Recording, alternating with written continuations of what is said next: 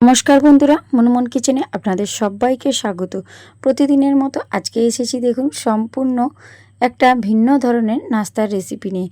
বিকেলের দিকে যদি গরম গরম চপ, কচুরি, সিঙাড়া খেতে ইচ্ছে যায়, একবার আমার এই রেসিপিটা খেয়ে দেখতে পারেন। আশা করছি আপনাদের খুবই ভালো লাগবে, আর চপ সিঙাড়া খাওয়ার কথা আর মাথাতেই আসবে না। তো তার জন্যই প্রথমে আমি দেখুন নিয়ে নিচ্ছি এক বাটির মতো ময়দা। আপনারা চাইলে রেসিপিটা আটা দিয়েও তৈরি করতে পারেন। আজকে আমি এই রেসিপিটা তৈরি করব খুবই সামান্য অল্প তেলে। তো এই ময়দার মধ্যে আমি দিয়ে দিচ্ছি ছোট চা চামচের 1 চামচ মতো সুজি। কোনোটাই স্কিপ করবেন না। আমি যা যা উপকরণ দিচ্ছি প্রত্যেকটা উপকরণ দেবেন, তবেই দেখবেন পারফেক্টভাবে তৈরি হবে। দিয়ে দিচ্ছি স্বাদ মতো লবণ, আর একটু অল্প পরিমাণে চিনি, আর দিয়ে দিলাম কালো জিরে 1 চামচ। আর সমস্ত উপকরণ দেওয়া হয়ে গেলে এর মধ্যে আমি দিয়ে দেব রিফাইন অয়েল, মানে রান্নার যেটা সাদা তেল সেটা। ময়ামটা একটু বেশি করে দেবেন, তাহলে দেখবেন এগুলো ভীষণ খাস্তা হবে আর মুচমুচে হবে। আর আমি আজকে এই রেসিপিটা খুবই সামান্য অল্প তেলে আমি রেসিপিটা তৈরি করে দেখাবো, যেহেতু এখন প্রচণ্ড গরম। এই গরমে বেশি তেল জাতীয় জিনিস খাওয়া একদম ভালো নয়। তো ময়ামটা দেখুন পারফেক্টভাবে হয়েছে, তার জন্য হাতে নেওয়ার সাথে সাথেই দেখুন এরকম মুঠো হয়ে যাচ্ছে। এবার একটু কুসুম গরম জল নিয়েছি, যাতে আঙুল ডুবিয়ে দেওয়া যায় সেই রকম কুসুম গরম জল দিয়ে কিন্তু আমি ময়দাটা মেখে নেব। অবশ্যই এখানে একটু কুসুম গরম জল ব্যবহার করবেন, একদম ঠান্ডা জলটা দেবেন না। আপনাদের কাছে আমার অনুরোধ, ভিডিও না দেখে কেউ কমেন্ট করবেন না। আপনারা আগে পুরো ভিডিওটা দেখবেন, তারপর কমেন্ট বক্সে কমেন্ট করবেন। আর রেসিপিটা সত্যিই ভীষণই সুন্দর।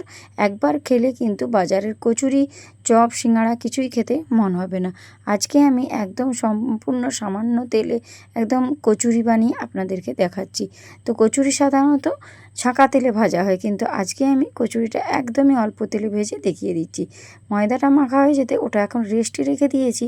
আর আমি এখানে একটা বড় সাইজের আলুকে সেদ্ধ করে নিয়েছি, আর আলুটাকে হাতের সাহায্যে এইভাবে ভেঙে দিচ্ছি। কোনো রকম আলু মেশার দিয়ে বা কোনো রকমভাবে আলুটা মানে আলু মাখার মতো করে মাখবেন না। হাতে এইভাবে কিন্তু ভেঙে একটু টুকরো টুকরো করে মানে আলুটাকে তৈরি করে নিতে হবে, যেন আলুটা একটু দানা দানা গোটা গোটা থাকে।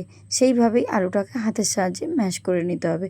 এখন গ্যাসের উপর একটা ননস্টিক কড়াই বসিয়ে তার মধ্যে দিয়ে দিয়েছি বেশ কিছুটা পরিমাণে সরষের তেল।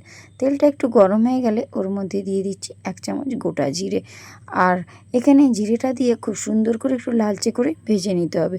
জিরে ভাজার একটা সুন্দর গন্ধ ভেসে আসলে এখানে আমি দিয়ে দিচ্ছি সামান্য অল্প পরিমাণে রসুনের কুচো।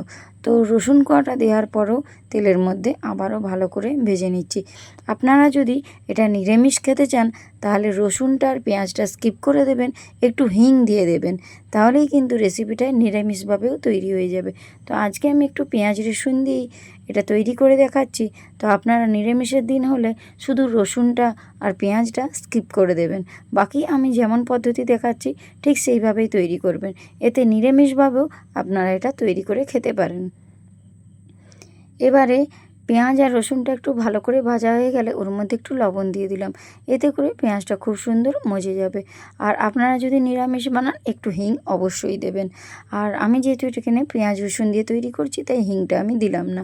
ঝালের জন্য একটা বড় কাঁচা লঙ্কা দিয়েছি, মানে দুটো মতো কাঁচা লঙ্কা দিয়েছি, একটা টমেটোর অর্ধেকটা টমেটো দিয়েছি, পুরোটা দেইনি। তো সমস্ত কিছু দিয়ে এবার কাঁচা লঙ্কা, টমেটো, পেঁয়াজ, রসুনটাকে খুব ভালো করে ভেজে নিতে হবে। আর যেহেতু লবণ দেওয়া আছে আর টমেটোটাকেও আমি খুব ছোট ছোট করে কেটেছি, তার জন্যই টমেটোটা কিন্তু খুব তাড়াতাড়ি মজে যাবে, মানে ভাজাটা খুব সুন্দর তাড়াতাড়ি হয়ে যাবে। তো এখন দেখুন সব কিছু যখন মোটামুটি ভাজা হয়ে গেছে, তো এর মধ্যে কিছু গুঁড়ো মশলা দিচ্ছি। 1/2 চামচ হলুদের গুঁড়ো, 1/2 চামচ লঙ্কার গুঁড়ো, 1/2 চামচ ধনিয়ার গুঁড়ো। তো আমার শারীরিক অসুস্থতার জন্য আমার গলাটা এখনও বসে রয়েছে, প্লিজ আপনারা একটু মানিয়ে নেবেন। তো আমি একটুখানি অল্প জল দিয়ে এবার মশলাটাকে ভালো করে কষিয়ে নিচ্ছি, যাতে গুঁড়ো মশলার কোনো রকম গন্ধ না থাকে। আপনারা হয়তো অনেকেই ভাবছেন যে আমার গলাটা এখনও বসে আছে। তো হ্যাঁ বন্ধুরা, আমার শারীরিক অসুস্থতার জন্য গলাটা এখনও সম্পূর্ণ ছাড়েনি, গলাটা আমার কিন্তু বসেই আছে। তো এবারে দেখুন মশলাটা একটু কষানো হয়ে গেলে আমি যে আলুটা সেদ্ধ করে রেখেছিলাম, মানে হাতের সাহায্যে ম্যাশ করে রেখেছিলাম, সেই সেদ্ধ করে রাখা আলুটা আমি এখন ওই মশলার মধ্যে দিয়ে খুব সুন্দর করে আলুটাকে ওই মশলার সঙ্গে কষিয়ে নেব। যতক্ষণ কষিয়ে নেব, যতক্ষণ না কড়াইয়ের গা না ছেড়ে দিচ্ছে ততক্ষণ পর্যন্ত। একটা সময় দেখবেন সম্পূর্ণ কড়াইয়ের গা ছেড়ে উঠে আসবে। ততক্ষণ পর্যন্ত খুব ভালো করে আমি পুরটাকে তৈরি করে নিচ্ছি। ভালো করে নাড়াচাড়া করতে করতে দেখবেন একদম পুরটা প্যানের গা ছেড়ে দিয়ে আসছে। তো এবারে দেখুন খুব সুন্দর করে আমার আলুর পুরটা তৈরি হয়ে গিয়েছে। এবারে এখানে আমি একটা উপকরণ অ্যাড করছি, সামান্য অল্প পরিমাণে একটু চিনি।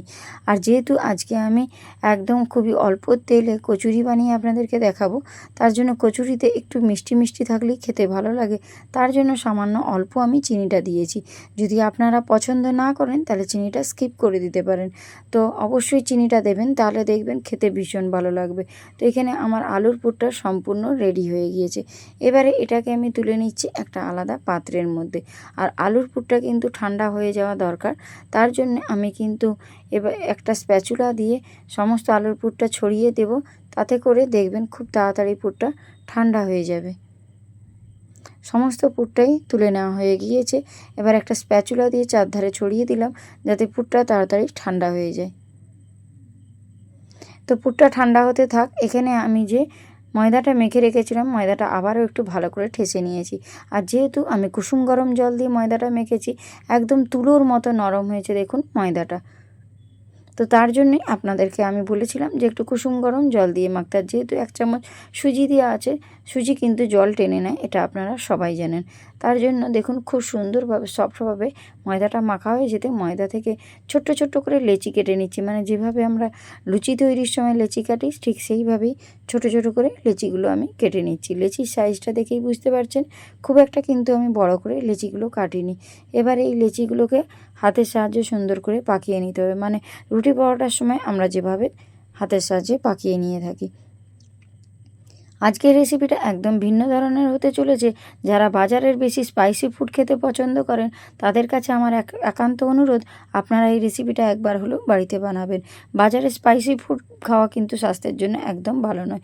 এখানে আমি নিয়ে নিয়েছি যে পুরটা তৈরি করেছিলাম, পুরটা ঠান্ডা হয়ে গিয়েছে, নিয়ে নিয়েছি। আর আমি যে লেচিগুলো তৈরি করেছি, লেচিগুলোকে হাতের সাহায্যে যেভাবে পাকিয়ে নিয়েছি দেখুন একদম। আর একটু করে আলুর পুর নিয়ে ওর ভিতরে দিয়ে মুখটা এভাবে মুড়ে সিল করে দিচ্ছি। আর হাতের সাহায্যে এভাবে গোল গোল করে ঘুরিয়ে নিচ্ছি। দেখুন একটুও পুর কিন্তু বাইরে বেরিয়ে যায়নি। দেখুন আমার একটা কচুরি কিন্তু সম্পূর্ণ তৈরি হয়ে গিয়েছে। একই রকমভাবে আমি বেশ কতকগুলো আপনাদেরকে তৈরি করে দেখিয়ে দিচ্ছি। সব সময় সবটা মুখে বলে বোঝানো যায় না। আপনারা আমার হাতের দিকে লক্ষ্য রাখুন, তাহলেই বুঝতে পারবেন যে আমি কিভাবে তৈরি করছি। আর আপনারা প্লিজ একবার হলো এই রেসিপিটা তৈরি করে আমাকে কমেন্ট বক্সে কমেন্ট করবেন যে রেসিপি আপনাদের কেমন লেগেছে। আর যদি ভালো লেগে থাকে তাহলে বন্ধুবান্ধবদের মধ্যে শেয়ার করে দেওয়ার অনুরোধ রইল। এখানে দেখুন সবকটা কিন্তু আলুর পুর ভরে আমার কচুরিগুলো রেডি হয়ে গিয়েছে। এবারে গ্যাসের উপর আমি একটা অ্যাপে প্যান বসিয়ে দিয়েছি।